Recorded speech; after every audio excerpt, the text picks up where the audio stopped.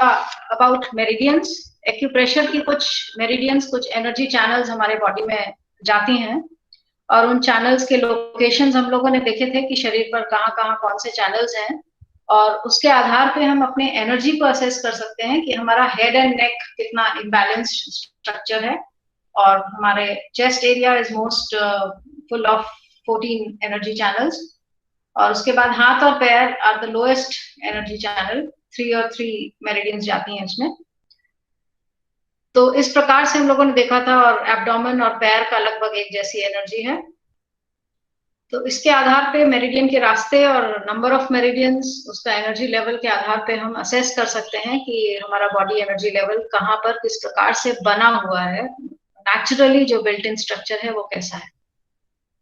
इसके बाद हम लोगों ने जनरल बॉडी के 4 सिस्टम्स की बात करी थी, इलेक्ट्रिकल सिस्टम, वेंटिलेशन, डाइजेशन और मेंटेनेंस। तो हमारे अंदर एक इलेक्ट्रिक करंट फ्लो करता है नर्वस सिस्टम के रूप में, खिड़कियां हैं, दरवाजे हैं, जिससे कि आदान प्रदान होता है सेंस ऑर्गन्स और लंग्स और हार्ट के माध्यम से इंटरनल एक्सटर्नल सर्कुलेशन होता है। डाइजेशन के बारे में बात की थी कि हमारे अंदर जितने भी ऑर्गन्स हैं, स्टमक, इंटेस्टाइन्स, लिवर, पैंक्रियास, इनके माध्यम से हमारा एक सेपरेट सिस्टम वर्क करता है जिसे हम डाइजेस्टिव सिस्टम कहते हैं। और लास्टली एक मेंटेनेंस सिस्टम है जो हार्मोनल सिस्टम के रूप में हमारे एंडोक्राइन ग्लैंड्स, थायराइड, पैंक्रियास, इन सबका कंट्रोल करता है। तो इस प्रकार से हम लोग अपने ह्यूमन एनर्जी सिस्टम को एक अलग ढंग से समझने का प्रयास कर रहे हैं हर बार, और धीरे धीरे इसको हम लोग नेचुरल जो हमें बॉडी स्ट्रक्चर मिला है और इसके अंदर जो हमारी एनर्जीज हैं उससे हम कैसे समझ सकते हैं, और उसको हम ट्रीटमेंट में और अपने हेल्थ को मेंटेन करने में कैसे यूज कर सकते हैं, इस पर हम लोग निरंतर हर संडे बात कर रहे हैं। और हम लोगों ने लास्ट टाइम एक विशेष बात करी थी कि सबसे बड़ा चैनल हमारे बॉडी में है किडनी और यूरिनरी ब्लैडर का। यानी किडनी और ब्लैडर जो वाटर रेगुलेशन करते हैं, पानी का नियंत्रण हमारे शरीर में कर रहे हैं, ये सबसे ज्यादा बीमारियों को पैदा करते हैं और बीमारियों को खत्म करते हैं। यानी जल ही जीवन है, और इन विषयों पर हम लोग बात कर चुके लास्ट टाइम। अब आज जिन टॉपिक्स पर हम लोग बात करेंगे थोड़ा एब्स्ट्रैक्ट ज्यादा है, थोड़ा सा मेटाफिजिकल जिसे हम कहेंगे ज्यादा है, बट कुछ टॉपिक्स हैं जैसे 10 ओरिजिन जो लोग जानते हैं, प्रेशर्स हैं वो भी समझ सकते हैं, हम लोग सिंपल भाषा में बात करेंगे। तो 10 तत्वों के आधार पे हम मुद्रा या पॉइंट्स दबा के कैसे अपने शरीर को मेंटेन कर सकते हैं। आत्मा या चेतना की बात अक्सर होती है आयुर्वेदिक एक्यूप्रेशर में खास तौर से, इसको हम कैसे नरिश कर सकते हैं, कैसे बैलेंस रख सकते हैं, इस पर हम लोग बात करेंगे। और ह्यूमन बॉडी की 10 ऊर्जाएं कैसे हमारे अंदर किस क्रम में है और उसको हम कैसे आम दिनचर्या में यूज कर रहे हैं, उस पर चर्चा करेंगे। और होपफुली टाइम रहा हम लोग अपनी वर्टिकल एक्सिस जो सबसे प्राइम एक्सिस है बॉडी की, उसको बैलेंस कैसे करें, उस पर भी बात करेंगे। ऐसे कुछ पॉइंट्स पर हम लोग आज बात करेंगे। सबसे पहले बात करते हैं 10 ओरिजिन मुद्रास पे, जो हम लोग सिंपली पॉइंट्स को प्रेस करके या एक पोस्चर बना करके अपने बॉडी को बैलेंस करने का प्रयास कर सकते हैं। 10 ओरिजिन यानी 10 उंगलियां ईश्वर ने हमें दी हुई हैं। तो इन 10 उंगलियों के टिप्स का प्रयोग करके हम कैसे अपने स्वास्थ्य को मेंटेन कर सकते हैं। अक्सर सुनने में आता है कि शरीर 5 तत्वों से बना है, क्षिति, जल, पावक, गगन, समीरा। पर जैसे जैसे हम लोगों ने थोड़ा और अध्ययन किया तो पता चला कि आयुर्वेद में कुछ विशेष रूप से चरक संहिता में एक सूत्र है जहां दिया हुआ है कि पुरुष यानी मनुष्य का शरीर में और भी कुछ कंपोनेंट्स हैं, कुछ तत्व हैं जिन्हें अन्य प्रकार से जोड़ा गया है इन 5 तत्वों में, और उसे मिला करके 5 और तत्व हम लोग को मिले, जिसमें आता है काल, दिशा, मन, आत्मा और तम। ये 5 तत्व और हैं, तो हमें 5 और 5 मिला के 10 तत्व मिलते हैं, और शायद इसीलिए ईश्वर ने 10 उंगलियां दी हैं कि आप 10 तत्वों से अपना उपचार कर सकते हैं, अपने डायग्नोसिस कर सकते हैं। तो जो लोग जानते हैं वो ज्यादा समझ पाएंगे, जो नहीं जानते हैं उनको भी कोई कष्ट की बात नहीं है। अगर आप थोड़ा सा, अगर जिनके यहाँ लॉकडाउन चल रहा है, जो कंटेनमेंट जोन में है, वो घर बैठ के बोर ना हो, अपने बॉडी को रिजुविनेट कर सकते हैं, वाइटलाइज, दोबारा से एनर्जाइज कर सकते हैं और आगे के लिए तैयारी कर सकते हैं। और जो ऑलरेडी बाहर निकल रहे हैं वो भी अपना इम्यून सिस्टम को बेटर बना सकते हैं अपने को मेंटेनेंस करते हुए। तो अगर रोज हम लोग थोड़ा थोड़ा समय अपने को दें, और खासतौर से संडेज को जो कि हॉलीडे है, और हॉली मतलब होली यानी स्पिरिचुअल डे, तो इस दिन पर आप अपने को ज्यादा समय थोड़ा दे सकते हैं और उसका प्रयोग अपने ऊपर ज्यादा कर सकते हैं। तो संडे संडे भी अगर आप एक्सपेरिमेंट करेंगे अपने साथ, तो आप धीरे धीरे अपनी एनर्जी से ज्यादा जान पहचान करने लगेंगे। तो आते हैं हम लोग ये 10 एलिमेंट्स की या 10 ओरिजिन्स की मुद्रास पर किस प्रकार से आप काम करेंगे। तो हम लोग सिंपली, जो योग शास्त्र में आप लोग देखते हैं सिंपली ध्यान मुद्राएं या अलग अलग मुद्राएं बताई जाती हैं, वो पंच तत्व के आधार पर बताई गई हैं। बट यहाँ हम लोग 10 ओरिजिन पर बात कर रहे हैं, तो हम लोग अगर सीधी बात करें, सिंपली बात करें, अगर दोनों हाथों को इस प्रकार से आप खुला रख के, थोड़ा पीछे हो जाते हैं आपको विजिबिलिटी के लिए, तो दोनों हाथों को अगर इस प्रकार से सीधा रख के अगर आप आराम से बैठते हैं चेयर पे या आदि बाती मार के, तो ये आपकी पाम ऊपर की ओर है, यानी आकाश की ओर है। ये आपकी 9 मुद्रा कहलाएगी, यानी आप रिसीव कर रहे हैं एनर्जी मैक्सिमम लेवल पे। इसी हाथों को अगर आप नीचे करके रख देते हैं अपने पैरों के ऊपर, चाहे चेयर पर बैठे हैं या आप जमीन पर बैठे हैं आलती पालती मारकर, तो हाथों को अगर नीचे की ओर रख देते हैं, तो ये आपकी 0 मुद्रा कहलाएगी। आप पूरी तरह से कवर्ड हैं और अपने अंदर केंद्रित हैं, अपनी खुद की ऊर्जा के साथ आपका तालमेल ज्यादा अधिक होगा। तो इस प्रकार से 2 पोस्चर पहले हैं हमारे पास, और इन 2 पोस्चर को आप बैठ करके कर सकते हैं। मुश्किल से 10 बार अगर आप डीप ब्रीदिंग करते हैं, अनुलोम विलोम करते हैं, या सिर्फ बैठ करके आप डीप ब्रीदिंग करते हैं इन 2 पोस्चर्स के साथ बारी बारी से, तो आप अपने 0 और 9 एनर्जीज को बैलेंस कर सकते हैं।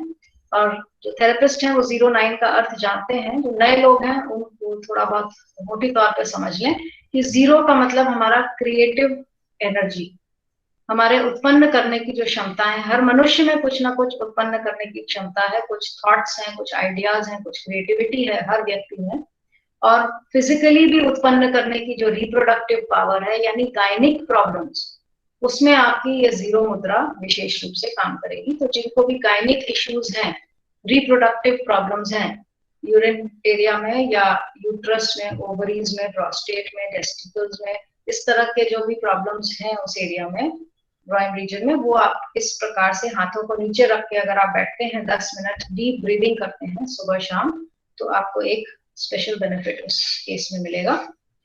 इसी प्रकार 9 एनर्जी हमारी क्या है, हम हाथ ऊपर रख के बैठ रहे हैं। 9 नंबर एनर्जी हमारे 10 तत्वों में आत्मा या चेतना को बिलोंग करती है।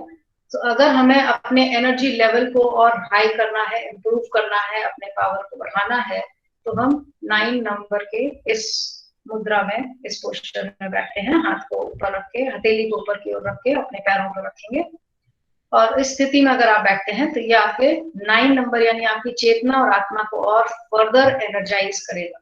और इस पोस्चर में बैठ के हम फिर 10 बार डीप ब्रीदिंग सुबह और शाम, सिर्फ इतना ही आप करें। और अगर हफ्ते में रोज डेली रोज कर सकें तो बहुत ही अच्छा है। दिन में 2 बार 10 बार सांस लेनी है बस। और इतना भी समय आपके पास अपने लिए नहीं है तो संडे संडे सिर्फ कर लें आप, वो भी बहुत है।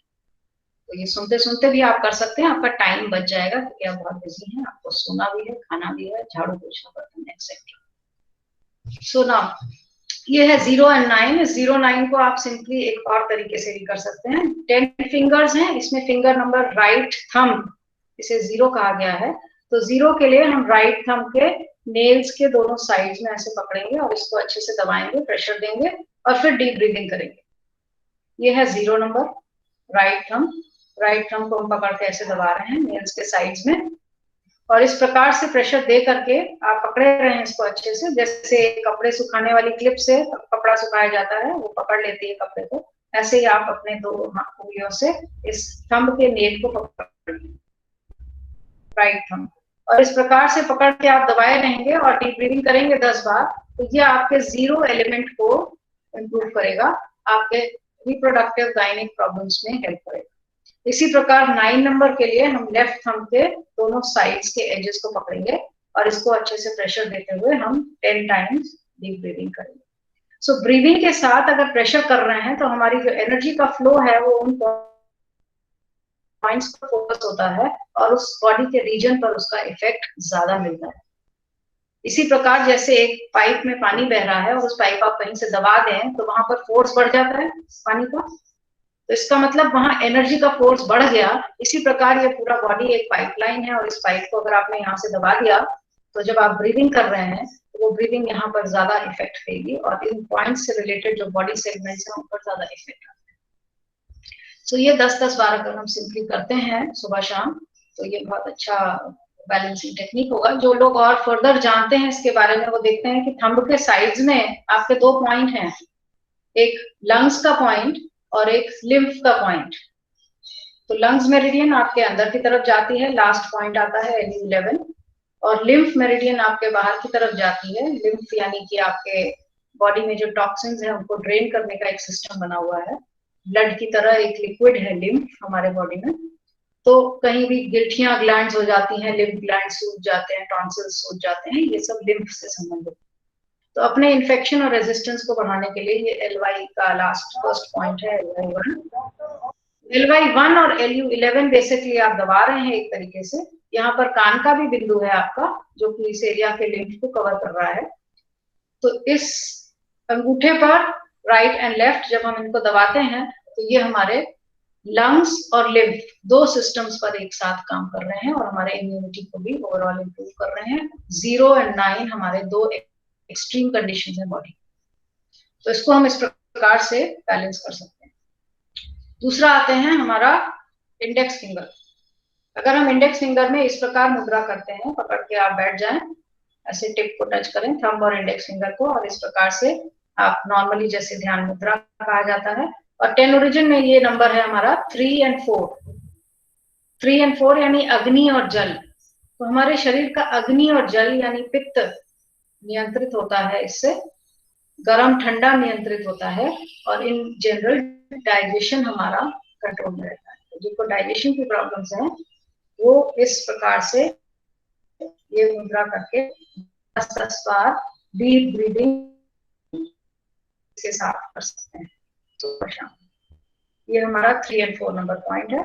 इसी के साथ अगर आप इन फिंगर्स का साइड का टिप आप दबाते हैं इस प्रकार से, तो जो लोग थेरेपिस्ट हैं वो जानते हैं, एक तरफ आपका LI मेरिडियन मैम वीडियो नहीं आ रही है, LI1 नेल के पास, और दूसरी तरफ जाती है ND1।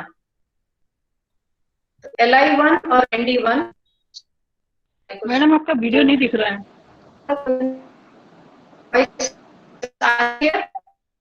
मैम आपका वीडियो नहीं आ रही मैम। मैं दिख रहा हूँ,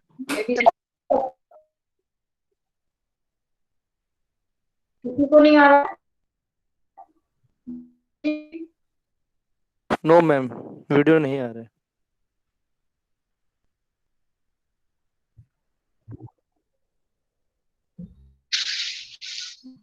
हाँ वीडियो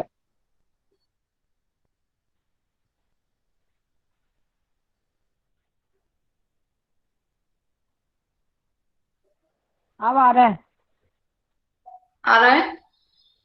ओके, मे भी कुछ लोगों को नहीं आ रहा होगा। No, I think now it's slowly it's coming. But yeah. But I think network थोड़ा problem. Yes. Network थोड़ा यस मैम नेटवर्क प्रॉब्लम है। Okay. ठीक है। So ठीक है, let's see, you can revise in the recording maybe जितना possible है। Let us continue this. Sabo ji, can you record clearly? आपका आ रहा है वीडियो में? Yeah, record में आ रहा है। Okay, no problem. Okay, so recording you can see later जिनको अभी clear नहीं हो पा रहा है, so we can help out this way. So हम लोग बात कर रहे थे फिंगर नंबर 3-4 का एक पोस्टर ये है। आप फिंगर नंबर 3 और 4 को ऐसे आप पकड़ के थंब से टच करके रखेंगे और इसको 10-10 बार आप डीप ब्रीथिंग करेंगे। दूसरा प्रोसेस है, अगर इसमें आपको उतना सब्सटैंशियल रिलीफ, उतना आराम नहीं पता चलता है, तो आप इसी फिंगर के टिप्स के साइड्स पे यानी नेल के दोनों साइड्स में आप प्रेशर दे सकते हैं। इसको दबा के रखें और फिर 10-10 बार डीप ब्रीदिंग करें एक साइड से, फिर 10 बार दूसरी साइड से। ये पॉइंट्स हैं आपके LI मेरिडियन का, लार्ज इंटेस्टाइन का और नर्व डिजनरेशन का ND1। LI1 एंड ND1, ये आपके लार्ज इंटेस्टाइन और नर्व्स लोअर बैक की ये कवर करता है, और ये बेसिक एरिया है जहां से आपके टॉक्सिन्स रिलीज होते हैं, यानी कि लार्ज इंटेस्टाइन, बड़ी आंत अगर साफ होगी, पेट साफ होगा, तो आपका डाइजेशन ऑटोमेटिकली काफी हद तक बेहतर होने लगता है। सो ये है 3-4 का इफेक्ट। इसके बाद आते हैं हम लोग मिडिल फिंगर। मिडिल फिंगर्स हमारी 7-8 नंबर की है। 7 और 8 10 तत्वों में 7 और 8 नंबर दिया गया है। 7 यानी हमारा सिर के पीछे का भाग, back head region, brain stem, और 8 हमारा मिडिल ब्रेन, मिड ब्रेन का पार्ट। तो ये ब्रेन के भाग हैं 7 और 8, यानी ब्रेन से संबंधित समस्याओं में ये बहुत काम करेगा हमें। और इसी प्रकार हम ऐसे पोस्चर में 10 बार डीप ब्रीथिंग कर सकते हैं। दूसरा, हम इस मिडिल फिंगर के नेल्स के साइड्स में प्रेस करके छोड़ देंगे। तो मिडिल फिंगर के नेल्स के साइड्स में आप प्रेस करेंगे, साइड्स को पकड़ करके। यहाँ पर आपके पॉइंट्स आते हैं पेरिकार्डियम 9, और दूसरी तरफ आता है एलर्जी मेरिडियन का 81। तो पेरिकार्डियम और एलर्जी के पॉइंट्स आपके दबते हैं। पेरिकार्डियम आपका सर्कुलेशन से संबंधित है, जो कि तमाम तरह के टॉक्सिन्स को मूव करता है और नरिशमेंट को इधर उधर ले जाता है, और एलर्जिक प्रॉब्लम्स को दूर करेगा आपका अगर सर्कुलेशन प्रॉपर रहेगा, ब्लड सप्लाई। ये है हमारा बैक हेड रीजन 7-8। तो ब्रेन्स के लिए सबसे ज्यादा जरूरी है हमारा प्रॉपर ब्लड सप्लाई। तो ये हमारा रिलेटेड है पेरिकार्डियम से। एलर्जिक कंडीशंस भी ब्रेन से होती हैं। कई बार आपने सुना होगा, देखा होगा, ये व्यक्ति को इस व्यक्ति से एलर्जी है, उससे बात नहीं करना चाहता, या यह व्यक्ति नाक से कुछ खास स्मेल्स आने लगती हैं, उससे एलर्जीज हो जाती हैं, या किसी पर्टिकुलर स्किन में एलर्जी हो जाती है कुछ मटेरियल्स के पहनने से, या फूड के कोई पर्टिकुलर कंपोनेंट से एलर्जी हो जाती है। सो ये एलर्जीज हमें एडजस्टेबिलिटी देती हैं, और ये एडजस्टेबिलिटी हमारे ब्रेन से और ब्लड से आती है। तो इस प्रकार से हम इस अपने ब्रेन रिलेटेड मेजर प्रॉब्लम्स को इस प्रकार के पोस्चर से, मिडिल फिंगर से हम ठीक कर सकते हैं, इंप्रूव कर सकते हैं। इस पोस्चर में आप 10 बार डीप ब्रीदिंग करें, या आप मिडिल फिंगर के टिप्स को साइड से पकड़ के दबा के एक फिंगर को दबाए रहें और 10 बार ब्रीदिंग करें, फिर दूसरे फिंगर को दबाए रहें और 10 टाइम्स ब्रीदिंग करें, सुबह शाम 2 बार। रिंग फिंगर पर आते हैं। ये फिंगर नंबर 5 और 6। 5 और 6 नंबर दिया गया है हमारे बोन सिस्टम को और नर्वस सिस्टम को। तो हमारा हड्डियों में कोई समस्या है, या नर्वस सिस्टम हमारा जल्दी एक्साइट हो जाता है और जल्दी वीक हो जाता है, बहुत फास्ट एक्साइटेबिलिटी है, डिप्रेशन हो जाता है, मूड फ्लक्चुएशंस हो जाते हैं, नर्वस जल्दी हो जाते हैं, इस तरह की प्रॉब्लम्स में हमारा ये 5 और 6 काम करेगा। और जिनको इस तरह के सिस्टम्स में प्रॉब्लम है, बोन एंड नर्वस, तो हम बोथ रिंग फिंगर को अपने अंगूठे से लगा करके इस पोस्चर में बैठ सकते हैं और 10 बार डीप ब्रीदिंग सुबह शाम कर सकते हैं। दूसरा ऑप्शन है, इसी रिंग फिंगर के नेल्स को साइड से आप प्रेस करके रखेंगे और फिर 10 बार डीप ब्रीदिंग करेंगे, फिर दूसरे फिंगर, रिंग फिंगर के नेल को साइड से प्रेस करके आप 10 बार सुबह शाम डीप ब्रीदिंग करेंगे। यहाँ पर जो पॉइंट्स आ रहे हैं आपको ध्यान होगा, ट्रिपल वार्मर मेरिडियन यानी TW1 जो आपके गोनाड से संबंधित है, और इधर आता है OR मेरिडियन का OR1 जो ऑर्गन डिजेनरेशन से संबंधित है, कैंसरस स्टेजेस में भी, ग्रोथ्स में भी। सो 5 और 6 आपका बेसिकली स्ट्रक्चर पार्ट है बॉडी का, जो सॉलिड मटेरियल है, bone structure and nerve structure. तो बोन एंड नर्व की जो सप्लाई है बॉडी में, जो नरिशमेंट है, जो स्ट्रेंथ है, वही हमें बेसिक फिजिकल और उससे ज्यादा डेवलप होने वाली मेटाफिजिकल स्ट्रेंथ देता है। तो 5 से जब 6 में जाते हैं, यानी पृथ्वी तत्व से जब हम काल तत्व में जाते हैं, तो यहाँ ट्रांसफॉर्मेशन है फिजिकल से मेटाफिजिकल। तो अगर हमें अपने बोन सिस्टम और नर्वस सिस्टम को स्ट्रॉन्ग करना है, उसकी प्रॉब्लम्स ज्यादा हैं, तो आप इस प्रकार से इस पोस्चर पे या इन पॉइंट्स को आप सुबह शाम 2 बार 10 डीप ब्रीदिंग के साथ आप स्टिमुलेट कर सकते हैं। इसके बाद आते हैं हम लोग स्मॉल फिंगर्स में, और स्मॉल फिंगर्स का एनर्जी नंबर है 1 और 2। 1 और 2 यानी इस प्रकार से ये कंट्रोल करेगा हमारे ब्रीदिंग सिस्टम को और सर्कुलेशन सिस्टम। तो इस प्रकार स्मॉल फिंगर के टिप को अगर हम प्रेस करके बैठते हैं, तो हमारा जो लंग्स है और हार्ट है ये अच्छे से मजबूत होता है। और चेस्ट रीजन हम लोग बात कर चुके हैं ऑलरेडी, काफी एक्सेस एनर्जी का है। तो इसके कारण हमें जो पैल्पिटेशंस, ब्रेथलेसनेस, रेस्टलेसनेस, बेचैनी, उलझन होती है, तो जो बताया जाता है दोनों स्मॉल फिंगर के तीनों पोरों पर आप 4-4 मेथी के दाने लगा लीजिए, वो लगभग 70% रोगों का इलाज है। 4 दाना इधर, 4 दाना इधर और 4 दाना इधर, टेप से आप बांध सकते हैं। तो ये स्मॉल फिंगर हमारी बहुत ही इंपॉर्टेंट है और काफी हद तक प्रॉब्लम जिससे कवर होती हैं। तो ब्रीदिंग एंड सर्कुलेशन डिसऑर्डर्स के लिए हम ये स्मॉल फिंगर को इस प्रकार से टिप पे टच करके हम और डीप ब्रीदिंग 10 टाइम्स करेंगे सुबह शाम, या आप स्मॉल फिंगर के नेल्स को साइड से ऐसे प्रेस करें। यहाँ आते हैं पॉइंट्स H9 हार्ट मेरिडियन का और SI1 स्मॉल इंटेस्टाइन मेरिडियन का। सो हार्ट का और स्मॉल इंटेस्टाइन का आपस में जो संबंध है, ये एक पंपिंग एक्शन है, हार्ट से ब्लड पूरे शरीर में जा रहा है, उसका फोर्स यहीं से पैदा हो रहा है। H9 आपके एओर्टा से संबंधित है खासतौर से, और SI1 खासतौर से वर्म्स के लिए भी बहुत अच्छा बिंदु है, और आपके छोटी आंत के डाइजेशन का, खाना खा रहे हैं पर शरीर में लग नहीं रहा है, क्यों? क्योंकि breathing and respiration, breathing and circulation, यानी लंग्स और हार्ट ठीक से काम नहीं करेगा तो खाना अच्छे से हजम नहीं होगा। So, सब चीजें आपस में इंटरकनेक्टेड है हमारे बॉडी में, और ये इसलिए बोथ स्मॉल फिंगर का ट्रीटमेंट हम इस प्रकार से कर सकते हैं, फिंगर की मुद्रा बना के या हम फिंगर के टिप्स को प्रेस करके 10 times deep breathing morning and evening. तो ये हमारे 10 एलिमेंट्स का स्पेसिफिक यूज है, जो हम अलग अलग फिंगर्स का यूज कर सकते हैं अलग अलग बीमारियों में, थंब का यूज कर सकते हैं ZO9 में। तो ये एक विषय हुआ जिस पर हम लोगों ने बात करी। दूसरा एक बहुत ही कॉमन टॉपिक आता है कि हमारे अंदर जो चेतना और आत्मा शक्ति है वो कैसी है, किस प्रकार है, हम उसको कैसे नरिश करके रखें। तो ये एक आत्मा जो विषय है, ये एक पॉइंट ऑफ लाइट है, या एक हमारे शरीर जितना बड़ा आकार है, या तो हमारे अंदर एक केंद्र बिंदु है आत्मा, और यह हमारा पूरा शरीर ही आत्मा की ऊर्जा से भरा पड़ा है। इस तरह की बातें कही जाती हैं इसके विषय में कि कण कण में चेतना है, और ऐसा वास्तविकता में है कि नहीं, इसको आप डे टू डे लाइफ में महसूस कर सकते हैं।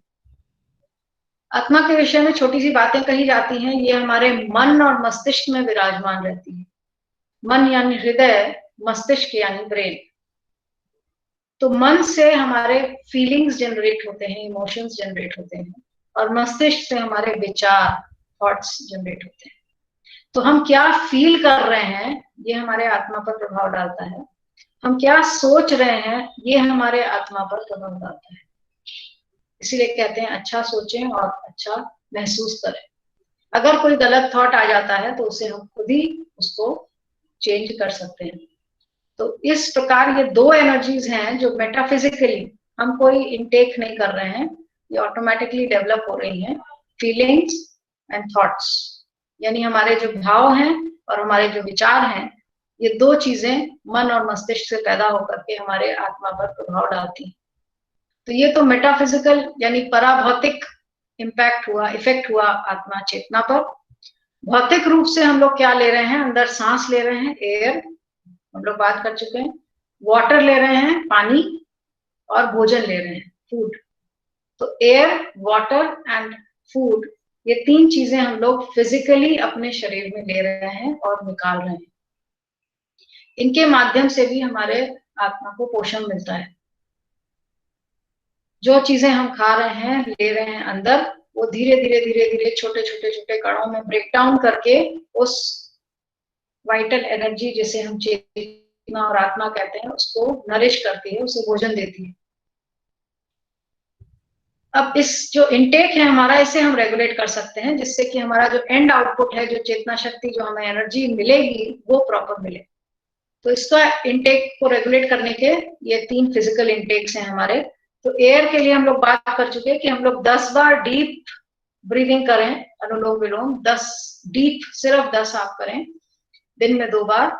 इससे आप जो नॉर्मल सांस ले रहे हैं या शायद सांस ले रहे हैं, क्योंकि आजकल लोगों को सांस लेने की फुर्सत नहीं है, ऑनलाइन भी बहुत ज्यादा लोग बिजी हो गए हैं, पहले ऑफलाइन बिजी थे अब ऑनलाइन बिजी हो गए। एनीवेज, सो अपने को अपने ब्रीदिंग प्रोसेस को रेगुलेट करने के लिए हम इस अनुलोम विलोम प्रोसेस को डीपली 10 बार सुबह और 10 बार शाम को अगर रूटीन में करते हैं तो हमारा जो एयर इनटेक है बॉडी में और एयर से जो हमारी एनर्जी लेवल पर इफेक्ट आ रहा है वो बैलेंस होने लगेगा ऑटोमेटिकली।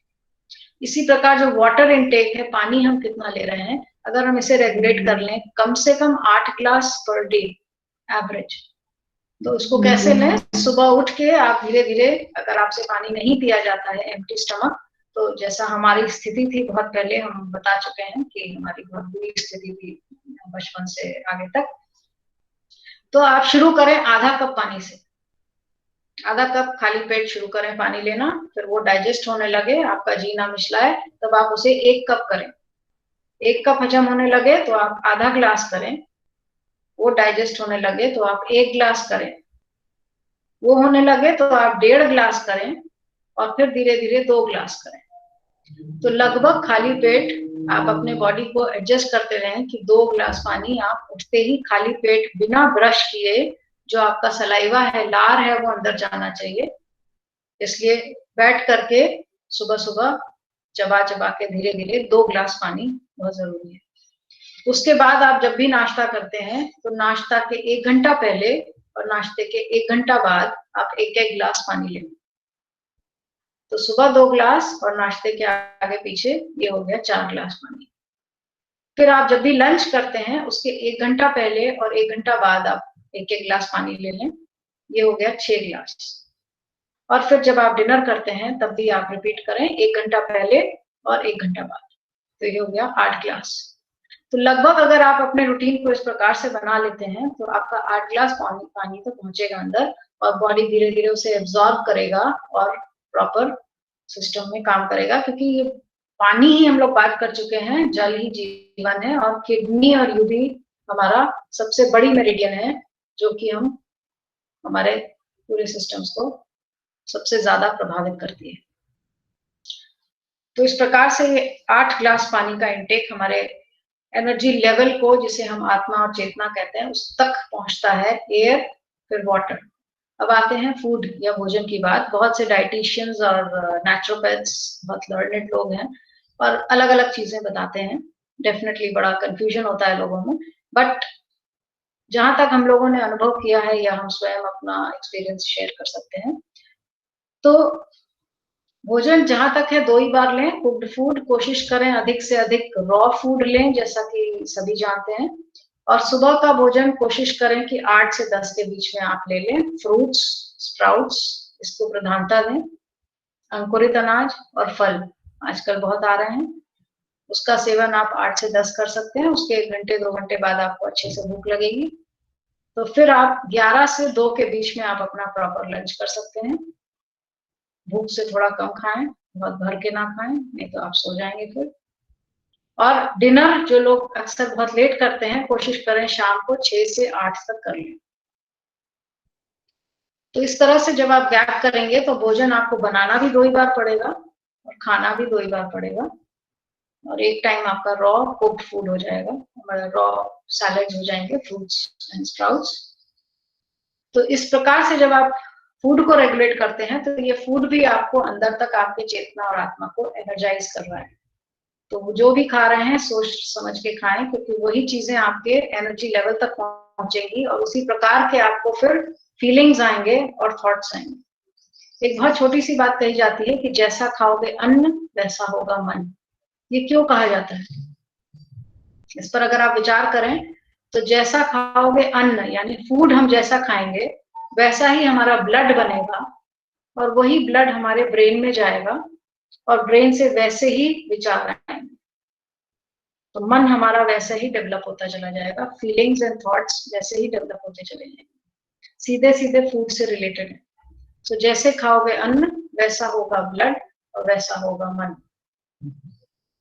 इसी प्रकार कहा जाता है कि जैसे पियोगे पानी वैसी होगी वाणी।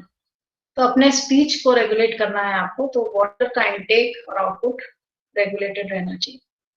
तो एयर, वाटर एंड फूड, ये 3 चीजें हैं जो फिजिकली हम लोग इनटेक कर रहे हैं अपने एनर्जी लेवल को इम्प्रूव करने के लिए।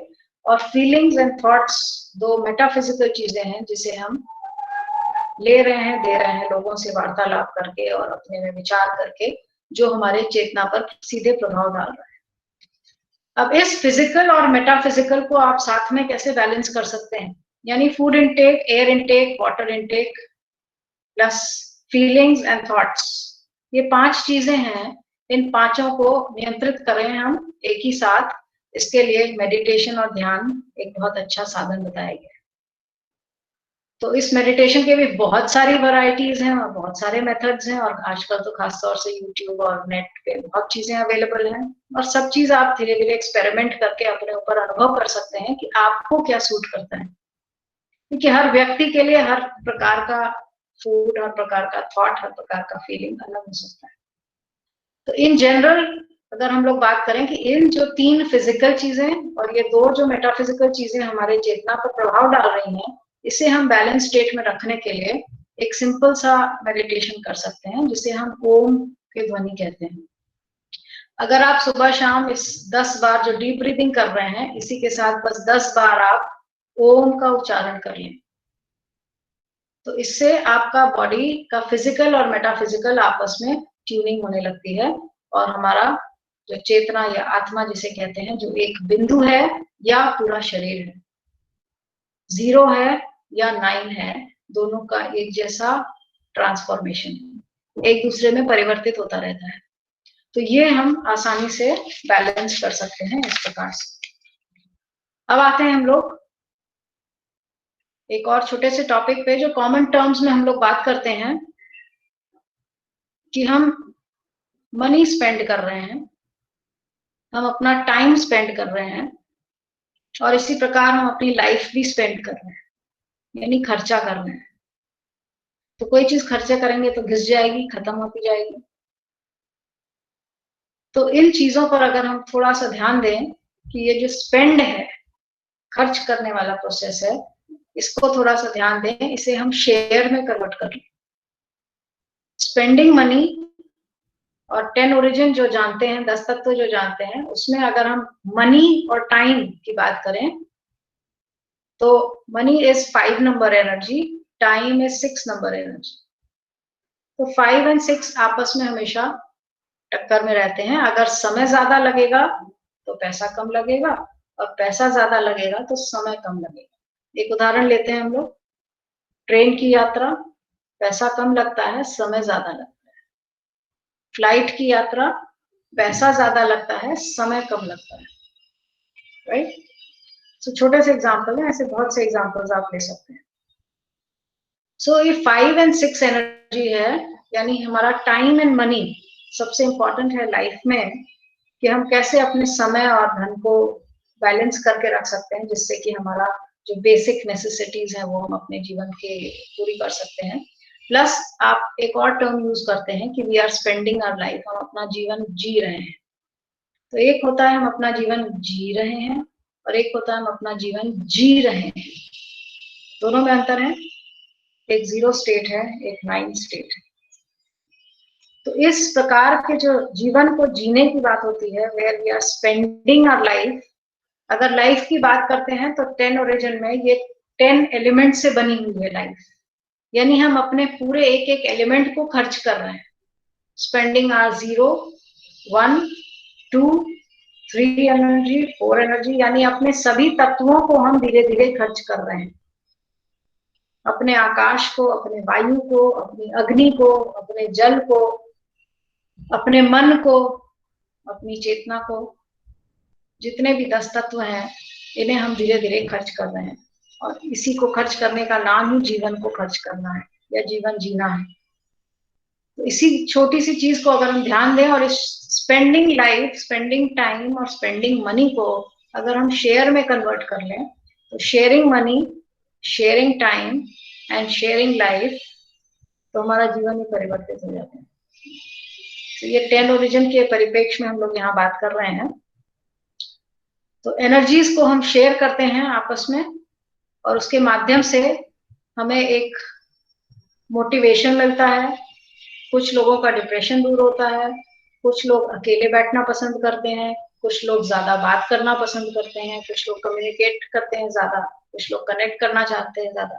तो ये अलग अलग जो मोडालिटीज हैं हमारे लाइफ की, ये हमको एनर्जी या तो खर्च करती हैं हमारी, या हमें एनर्जी गेन करने में मदद देती है। तो ये जो डेली एक्टिविटीज हैं, इन पर अगर हम ध्यान देते हैं कि हमारा एनर्जी लेवल किस चीज से बढ़ना है, हमें कोई बुक पढ़ने से एनर्जी ज्यादा लगती है, या हमें मेडिटेशन करने से एनर्जी ज्यादा लगती है, या हमें भोजन कर लेने से एनर्जी ज्यादा लगती है। तो आपका अलग अलग सब व्यक्ति का कॉन्स्टिट्यूशन है, हर व्यक्ति की विशेषता है। तो अपने इस लाइफ के 10 भागों पर हम ध्यान दें तो हम जान पहचान लेंगे धीरे धीरे कि हमें किस चीज को करने से एनर्जी लेवल हमारा बढ़ रहा है और क्या चीज करने से एनर्जी लेवल कम हो रहा है। तो इनको हम धीरे धीरे मॉड्यूलेट कर सकते हैं, रेगुलेट कर सकते हैं और अपने ह्यूमन एनर्जी सिस्टम को इम्प्रूव कर सकते हैं। तो ये छोटी सी एक ग्लिम्स थी, इसके बारे में आगे और हम लोग उम्मीद करेंगे बात करने की। अब आते हैं हम लोग ह्यूमन बॉडी का जो ओरिजिन हुआ है, जो हमारी उत्पत्ति हुई है, वो एक पॉइंट से हुई है, एक एम्ब्रियो या एक स्मॉल जाइगोट या सेल से हुई है। और वहां से जब हम लोगों ने एक्यूप्रेशर की जर्नी करी तो बहुत सी एब्स्ट्रैक्ट एनर्जी कॉन्सेप्ट्स पढ़ाए गए हम लोग को। एनर्जी कॉन्सेप्ट्स में एक सुजोक में कॉन्सेप्ट प्रोफेसर पार्क ने पढ़ाया था, जिसे हम कहते हैं एक्सेस ट्रीटमेंट। तो हमारे इस पॉइंट से सबसे पहले एक वर्टिकल एक्सेस बनती है, फिर एक हॉरिजॉन्टल एक्सेस बनती है, और फिर एक सेजाइटल फ्रंट बैक एक्सेस बनती है। ये 3 एक्सेस के माध्यम से हमारा शरीर ग्रो करता है। एक बिंदु के माध्यम से हम फिर वर्टिकली, हॉरिजॉन्टली और आगे पीछे यानी मोटाई के रूप में हम ग्रो कर रहे हैं।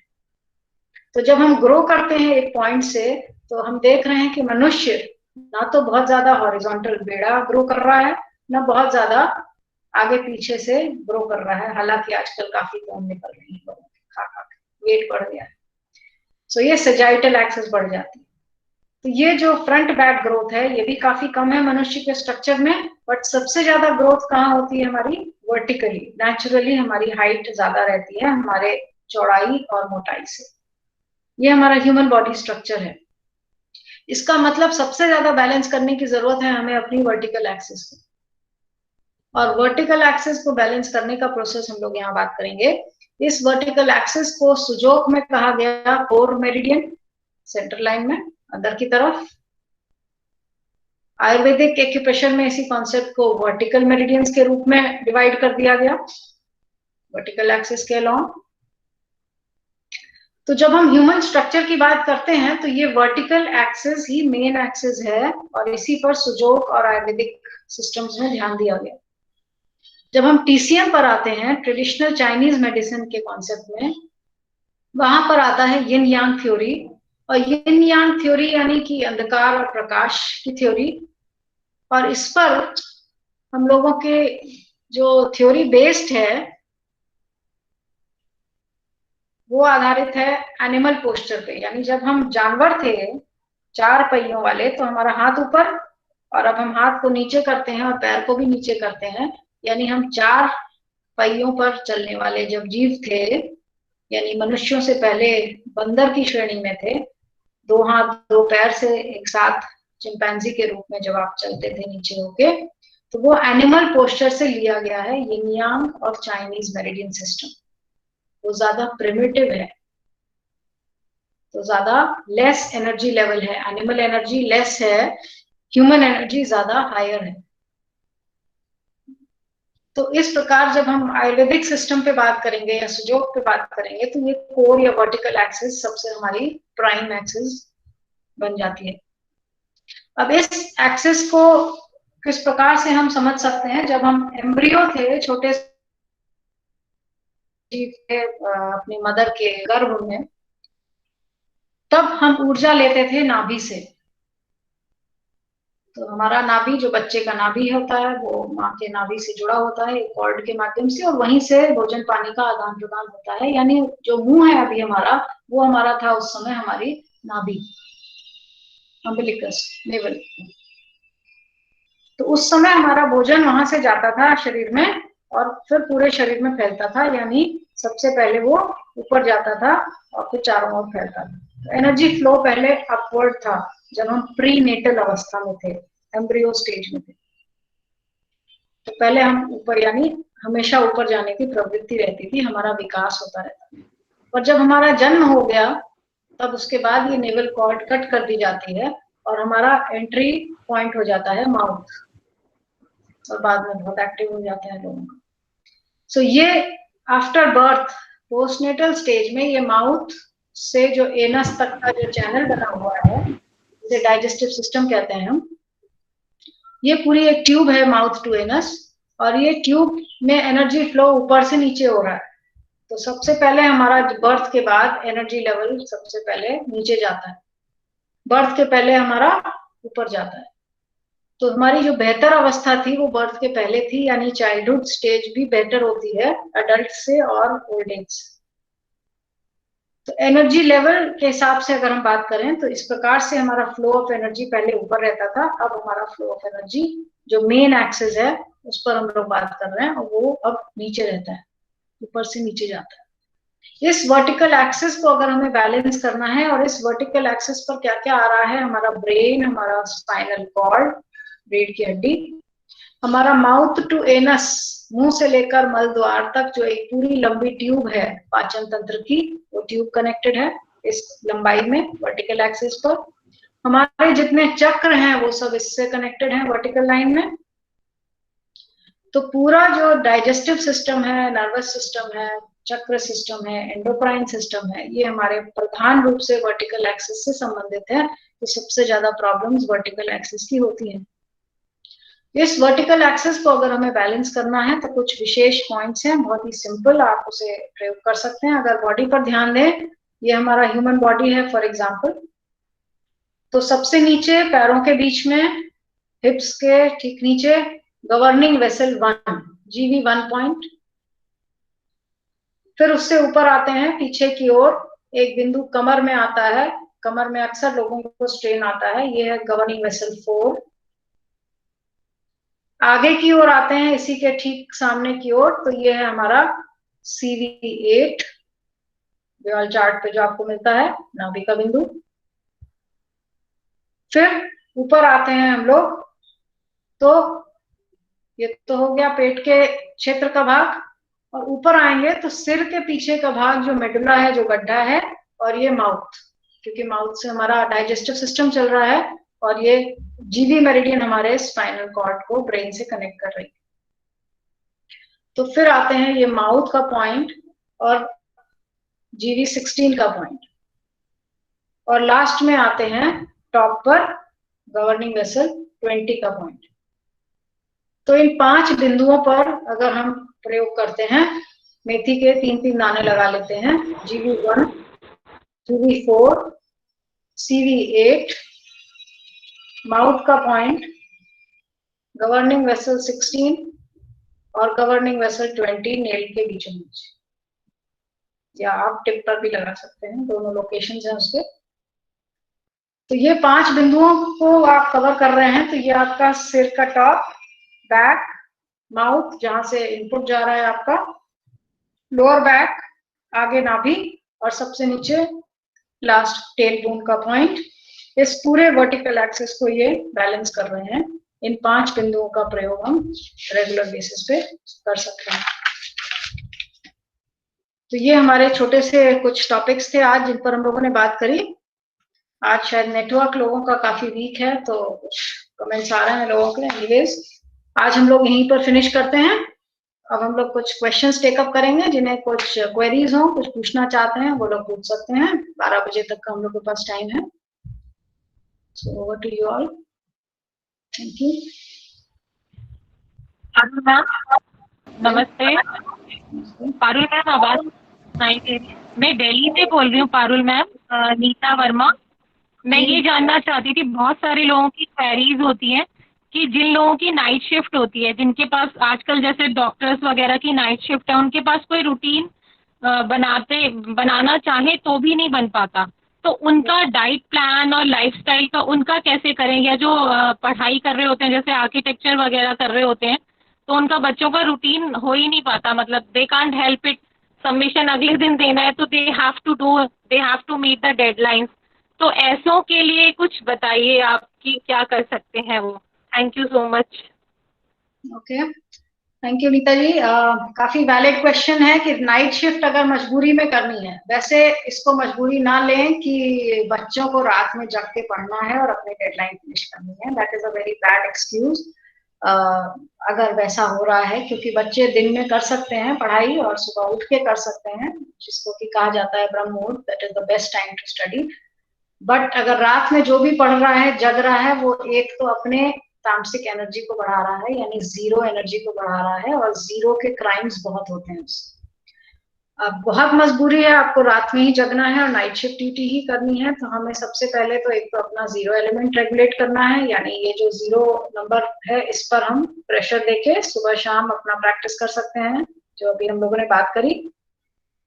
दूसरा, रात का जगने का प्रोसेस जो है वो हमारे किडनी और ब्लैडर को कमजोर कर रहा है, रिप्रोडक्टिव सिस्टम को कमजोर कर रहा है, और उसके लिए हम लोगों ने बात करी थी, ये किडनी मेरिडियन के पॉइंट्स हैं K1 से लेकर K3 तक ब्योल में, और यूबी 60 से लेकर 67 तक, एक मेथी की पट्टी इधर और एक मेथी की पट्टी इधर, किडनी वाले साइड और यूबी वाले साइड, फर्स्ट फैलिंग्स पर। दोनों हाथ में आप ये उनको रेगुलर रूटीन में बोल दें लगाने को, जिससे कि उनका किडनी यूबी सिस्टम फर्दर डैमेज ना हो, और डे टू डे बेसिस पर जो डे टू डे वो एनर्जी एक्सेस खर्चा कर रहे हैं रात को, वो वापस रिप्लेनिश होती रहे, वापस से वो बॉडी में रिटेन होती रहे। तो हमारा जो डिजेनरेशन और डैमेजिंग प्रोसेस है वो डे टू डे डैमेज भी हो रहा है, डे टू डे रिपेयर भी हो रहा है, जिससे कि हमें ओवरऑल नुकसान नहीं करेगा। बट ये कोई रेमेडी नहीं है कि हम इसका फायदा उठा के रात में जगें, बिकॉज रात में जगना हमारे लिए, अगर आप चाइनीज सिस्टम से समझते हैं तो लिवर गॉल ब्लैडर का टाइम है रात को 11 से 1 और 1 से 3 सबसे डैमेजिंग है। अगर लिवर गॉल ब्लैडर आपका बीमार हो जाता है, फैटी लिवर होने लगता है, आप जगेंगे तो आपको भूख लगेगी, आप खाएंगे और लिवर डैमेज होगा। तो लिवर गॉल ब्लैडर स्टोन्स और फैटी लिवर की टेंडेंसी बहुत ज्यादा बढ़ जाती है, नींद उड़ जाती है लोगों की, दिन में भी नहीं सो पाते हैं, स्ट्रेस बढ़ जाता है, बहुत सी प्रॉब्लम्स साइमल्टेनियसली डेवलप होने लगती है। सिर्फ 11 से 1 और 1 से 3 लिवर गॉल ब्लैडर ही नहीं है, ये टाइम आपका ऑपोजिट है हार्ट और स्मॉल इंटेस्टाइन का। दिन का 11 से 1 और 1 से 3 हार्ट और स्मॉल इंटेस्टाइन का पॉइंट है। ये इनडायरेक्टली रात का जगना आपके हार्ट पर असर कर रहा है और आपकी छोटी आंत डाइजेशन पर असर कर रहा है, तो हमारे सोच विचारों पे बहुत तेजी से इसका असर आने लगता है। तो इसलिए हम बेसिक जो ट्रीटमेंट कर सकते हैं वो है 0 नंबर फिंगर पे आप 3-3 मेथी दाना दोनों नेल्स के साइज में भी बांध के छोड़ सकते हैं नाइट शिफ्ट के दौरान। 0 नंबर हाथ में और 0 नंबर पैर में भी है आपके, राइट थंब। तो नेल के बेस पर आप सिर्फ 3 दाना मेथी दोनों साइड बांध दे, जिससे कि जो नाइट शिफ्ट कर रहे हैं उसकी एनर्जी लॉस बहुत ज्यादा ना हो, और साथ में किडनी यूबी के जो पॉइंट्स हम लोगों ने बात करी दोनों हाथ में, इस पर आप मेथी स्ट्रिप लगा सकते हैं। Thank you. और thank you so much ma'am. Okay,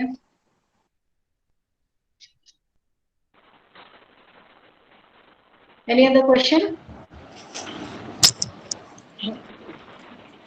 hello ma'am, I am Aarti.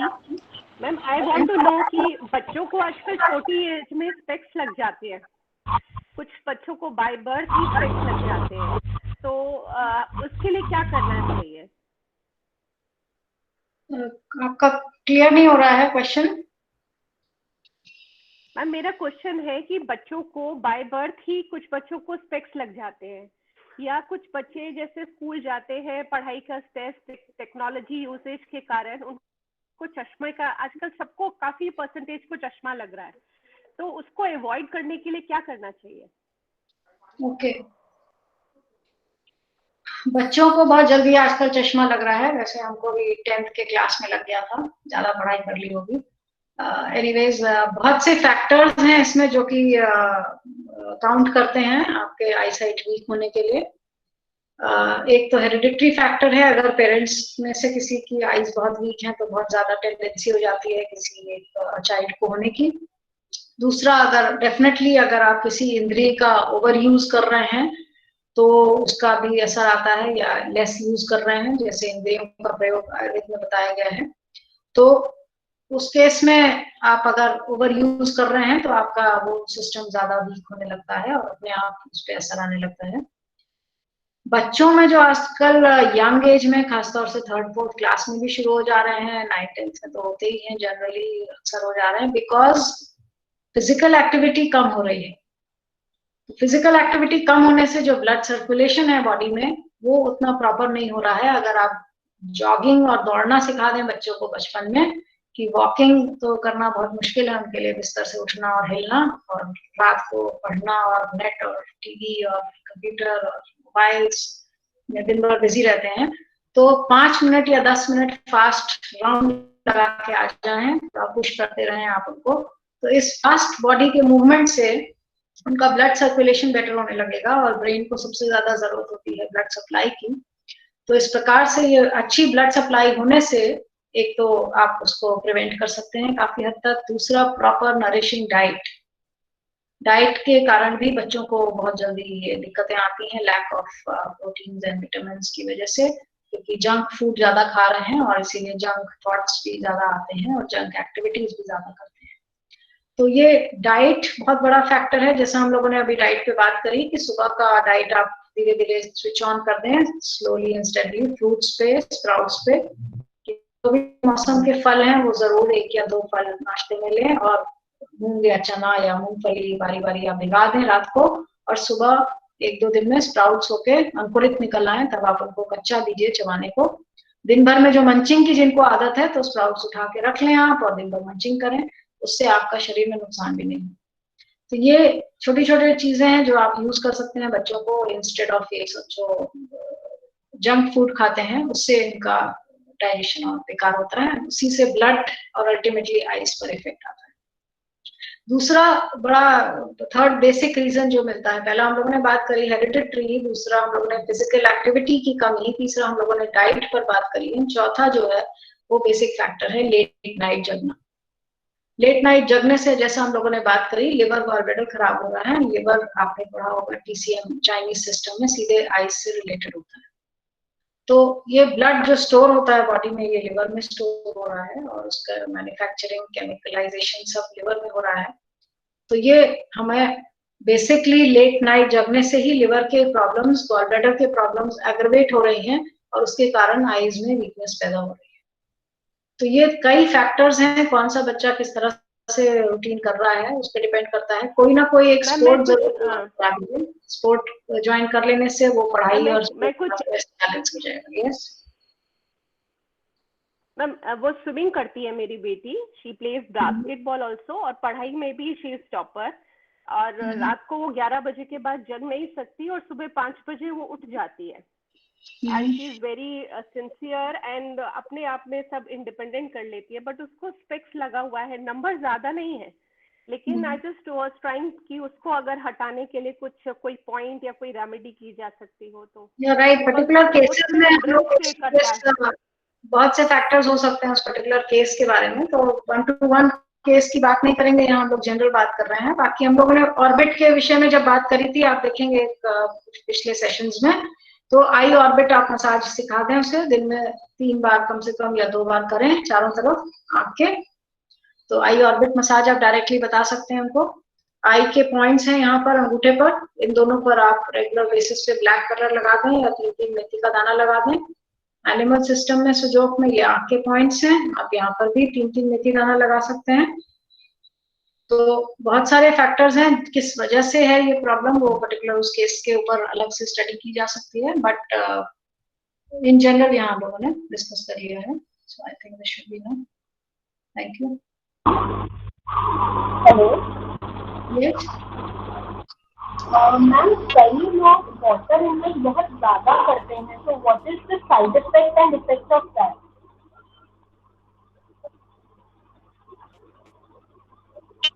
Sorry, आपका क्वेश्चन क्लियर नहीं हो रहा है। मैम, कई लोग वाटर इनटेक बहुत ज्यादा करते हैं, तो what is the effect and side effect of that? Okay, water intake अगर ज्यादा करते हैं, यस, तो वही हम लोगों ने बात करी कि हर चीज आप बैलेंस स्टेट में लीजिए। अगर आप एक्सेस ले रहे हैं तो ऑब्वियसली आपके किडनीज को ज्यादा ओवरवर्क करना पड़ेगा और किडनी वीकनेस के चांस बढ़ जाते हैं। तो कोई भी चीज बहुत ज्यादा लेंगे तो उस पर्टिकुलर आपके ऑर्गन पे इफेक्ट आएगा। जैसे फैट बहुत ज्यादा लेंगे तो लिवर पे ज्यादा जोर आएगा आपका, गॉलब्लैडर पे ज्यादा इफेक्ट आएगा। वाटर इनटेक बहुत ज्यादा लेंगे तो किडनी सिस्टम पे इफेक्ट आएगा। तो हर चीजों को हमें थोड़ा सा रेगुलेट करना होगा। इनटेक अगर प्यास इन केस बहुत ज्यादा लग रही है तब आप प्यास का ट्रीटमेंट अलग से करेंगे। बट अगर वैसे ही आपने आदत बना ली है कि पानी हमें पीना ही पीना है बहुत फ्रिक्वेंटली, तो उस आदत को हमें सुधारना है। ये प्रोसेस ठीक नहीं है। Thank you. मैम अगर वाटर रिटेंशन बहुत ज्यादा हो रहा हो तो क्या करना चाहिए?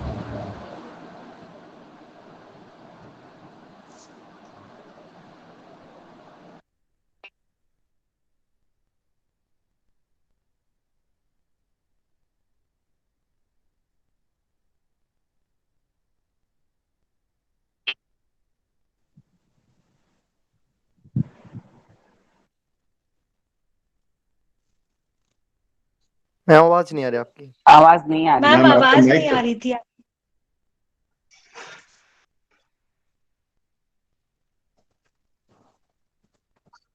किसी और ने म्यूट कर दिया। ओके, अब आ रही है आवाज? हाँ जी। ओके, सो हम लोग बात करें अगर स्वेलिंग है, बॉडी में पानी इकट्ठा हो रहा है, वाटर रिटेंशन हो रहा है, यानी वाटर का रिमूवल बॉडी से प्रॉपर नहीं हो रहा है, और इसके बहुत से रीजंस हो सकते हैं। तो मेनली किडनी और ब्लैडर सिस्टम इससे रिलेटेड है डायरेक्टली। तो किडनी के पॉइंट्स हम लोगों ने जो यहाँ पर ब्योल के पॉइंट्स K1 से 3 तक और UB 60 से 67 तक दोनों हाथ में बात करी, इन पर आप नेकी स्ट्रिप लगा के रखें। किडनी के आप करेस्पॉन्डेंस पर पीछे 2 मटर या चने के दाने, और आगे यूबी ब्लैडर के करेस्पॉन्डेंस पर आप 1 मटर या चने का दाना आप लगा के रख सकते हैं। इससे आपका रेगुलेट होगा। और साथ में कई बार एंडोक्राइनल डिस्फंक्शंस भी होते हैं, तो पिट्यूटरी एक पॉइंट आता है अंगूठे पे यहाँ पर, इस पर भी आप 1 मटर या चने का दाना लगा सकते हैं। तो ये हमारे एक्सक्रीशन को इम्प्रूव करेगा और यूरिनेशन ज्यादा होगा और उससे रिटेंशन धीरे धीरे कम होगा। Thank you. सो आज का टाइम ऑलमोस्ट ओवर हो रहा है। मैम एक क्वेश्चन। यस, नमस्कार मैम। मैम जो हम लोग वात पित्त कफ, उसमें हम वात में लेते हैं 1 और 2 नंबर, और पे कफ में लेते हैं हम 4 और 5। बट मैम जब ट्रीटमेंट होता तो हम कफ में 5 और 6 लेते हैं, तो ये ऐसा क्यों? जब ट्रीटमेंट होता है, एक बहुत ही कॉमन सा टर्म है, हर थेरेपिस्ट का अलग अलग मेथड ऑफ ट्रीटमेंट हो सकता है। हर थेरेपिस्ट किस एनर्जी को किस सिम्टम से कैसे रिलेट कर रहा है वो अलग सिस्टम हो सकता है। तो कफ जनरली अगर हम वात पित्त कफ के टर्म में बोलें, डेफिनेटली वात 1 और 2 है, और पित्त आपका 3 और 4 है, और कफ आपका 4 और 5 है। बट जब आप 10 ओरिजिन के दायरे में आप और विस्तार में जाएंगे तो आप इसको फर्दर एक हायर एनर्जी लेवल पे क्लासिफाई कर सकते हैं, और 3-4 पित्त के बाद आप 5 और 6 कफ को कनेक्ट कर सकते हैं एक ग्रुप में। और इस प्रकार समझे जैसे एक पंखा है और स्विच है, स्विच से वायर जा रहा है पंखे को, तो ये वायर आपका 6 एनर्जी है और पंखा आपका 5 एनर्जी। So 5 और 6 आपस में कनेक्टेड हैं, wiring and the material substance, और तभी वो सब्सटेंस वर्क करता है जब प्रॉपर करंट सप्लाई हो रही है। तो ये 5 और 6 बेसिकली स्ट्रक्चर और फंक्शन का मेलजोल है, जो कि बॉर्डर लाइन है फिजिकल और मेटाफिजिकल। अगर हम 10 ओरिजिन की बात करते हैं तो 1, 2, 3, 4, 5 ये 5 भौतिक तत्व हैं। पार्थिव है 5 के बाद जब छठे पे जाते हैं, ये 6 नंबर है काल, यानी नर्व सप्लाई यानी करंट। तो ये करंट ही आपके मटेरियल यानी 5 नंबर को लॉन्गेविटी देता है, लाइफ देता है। तो इसलिए ये 5 और 6 का जो कनेक्शन है, बेसिकली जैसे आप समझेंगे नर्वस सिस्टम और फिजिकल बॉडी, तो इसलिए शरीर को चलायमान करने वाला ये 6 नंबर है, और 5 उसका बेसिक स्ट्रक्चर है, जिसे आप मांस में अस्थि मज्जा के रूप में समझ सकते हैं, सॉलिड स्ट्रक्चर। तो 5 और 6 को इस प्रकार से इसलिए एक कफ का दायरा लिया गया है 10 एलिमेंट में। तो कहीं पर हमें 5 और 6 भी लेना पड़ता है, जो कि एक सॉलिड कनेक्शन है आपस में, इस प्रकार से। Okay, thank you ma'am. ठीक है, तो आज 12 बज रहा है, हम लोग आज का सेशन यही फिनिश करते हैं। मैम एक लास्ट क्वेश्चन है मैम, जैसे अभी आपने बताया था कि वाटर रिटेंशन होता है किसी किसी को ma'am, even after glass of water और मील के बाद एकदम मोशन पास हो जाता है, यूरिन आता है, तो अगर हम चाहते हैं कि वाटर बॉडी में रुके। Hello ma'am, am I audible? Yes ma'am, जैसे अभी आपने बताया वाटर रिटेंशन किसी किसी को मैम आफ्टर एवरी मील और पानी पीने के बाद फ्रीक्वेंट यूरिनेशन होता है और उसी वजह से वेट लॉस भी होता है। हम चाहते हैं कि बॉडी में पानी और खाना लगे, तो उसमें क्या करें मैम कि बॉडी उसको एब्जॉर्ब नहीं कर पा रही है? ओके, शरीर में अगर खाना और पानी लग नहीं रहा है, सिर्फ हवा लग रही है, मतलब नाक से आप सांस ले पा रहे हैं, ऑक्सीजन एब्जॉर्ब हो रही है, बट पानी और खाना नहीं एब्जॉर्ब हो रहा है, या कई बार तीनों चीज नहीं एब्जॉर्ब होती है, आपका फिजिक बहुत वीक है, तो इसके बहुत से रीजंस हो सकते हैं। पहला है आपका इंटेक कम हो पा रहा है, आपको भूख ही कम लगती है, प्यास ही कम लगती है, जो कि आपके नर्वस सिस्टम से रिलेटेड है। दूसरा हो सकता है कि आप जो पी रहे हैं, खा रहे हैं, वो ठीक से एब्जॉर्ब डाइजेस्ट नहीं हो रहा है, एब्जॉर्ब नहीं हो रहा है, तब वहां पर आपका डाइजेस्टिव सिस्टम कमजोर है। और अगर डाइजेस्ट हो रहा है, एब्जॉर्ब हो रहा है, तो प्रॉपरली सर्कुलेट नहीं हो रहा है, जिससे कि आपके सेल्स और टिश्यूज तक वो एनर्जी पहुंच नहीं रही है। तो ये कई स्टेजेस हैं जहां पर किसी पर्टिकुलर केस की बात करेंगे तो वहाँ अलग अलग रीजंस हो सकते हैं। तो जो भी आप भोजन और पानी देते हैं अंदर, उसका प्रॉपर इंटेक और प्रॉपर डाइजेशन और प्रॉपर एब्जॉर्प्शन होना जरूरी है, जिसके लिए बहुत से फैक्टर्स डिपेंड करते हैं। आपका कौन सा ऑर्गन है जो कि ठीक से काम नहीं कर रहा है, जो उसे ब्रेक डाउन करके एब्जॉर्ब नहीं करा पा रहा है, और बेसिक एब्जॉर्प्शन हमारा जो हो रहा है वो स्टमक और स्मॉल इंटेस्टाइन में हो रहा है। तो सबसे पहले हमें स्टमक और स्मॉल इंटेस्टाइन पर ध्यान देना होगा। स्मॉल इंटेस्टाइन वो चीज है जैसे ब्रेन में आप चीजें और बातें एब्जॉर्ब करते हैं, वैसे ही हम एब्डोमेन में चीजों को एब्जॉर्ब करते हैं। तो स्मॉल इंटेस्टाइन को कई राइटर्स ने एब्डोमिनल ब्रेन कहा है, पेट का दिमाग कहा है। तो क्या चीज एब्जॉर्ब करनी है और क्या चीज रिलीज करनी है, ये छोटी आंख डिसाइड करती है बेसिकली। तो वो डिसीजन पावर स्मॉल इंटेस्टाइन में है, जो ड्यूोडेनम, इलियम, ये काफी लंबा ट्यूब है, और इस का आप रेगुलेशन कर सकते हैं। आपका जॉइंट है आपको यहाँ पर लेफ्ट हैंड में, तो जॉइंट पर आप स्ट्रिप करा सकते हैं। ये आपका इंटेस्टाइन का पॉइंट है, फर्स्ट पाम लाइन पे, यहाँ पर आप प्रेशर देंगे, अगर दर्द करता है तो रेगुलरली आप इस पर स्टिमुलेट कर सकते हैं, तो आपका एब्जॉर्प्शन बेटर होगा। Okay ma'am, thank you ma'am. Hello yes hello ma'am.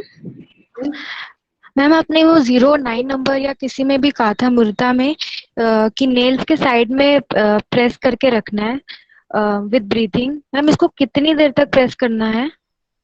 Press करके रिलीज प्रेस